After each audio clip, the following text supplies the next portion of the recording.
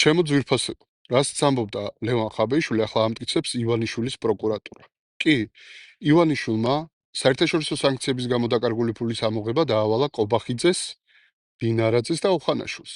თუმცა ოხანაშვილი პირველივე მცდელობაზე ასრიალდა გულისხმობ რიჟვაძის საქმეს, რომელთან დაკავშირებითაც ლევან ხაბეიშვილისგან უფრო მეტი გავიგეთ, ვიდრე გამოძიებისგან. ლევან ხაბეიშვილმა მათ შორის დაასახელა 600 მილიონი, რომელსაც თხოვდნენ ღარიბაშვილს. ლაპარაკი იყო ასევე ლილუაშვილზე და გომელაურზე. და მდინარაძემ, როგორც სუსის უფროსმა პირველი ნაბიჯი რაც გადადგა, იყო ის, რომ ლევან ხაბეიშვილი პოლიტიკური განცხადების გამო გაუშვა ციხეში.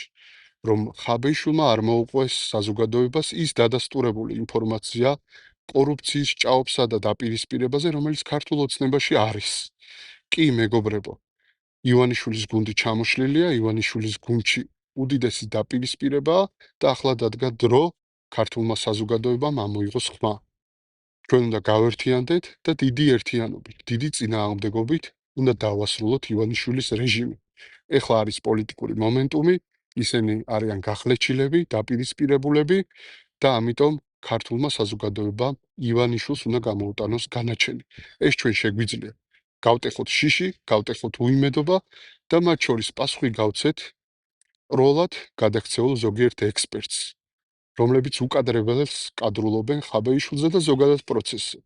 ამიტომ მეგობრებო, ყველაფერი გამოკრისტალდა, ახლა ჩვენი დრო დადგა და პასუხი გავცეთ ერთად ივანიშვილს 4 ოქტომბერს. გელოდებით ხუჯვრიანი დროშებით.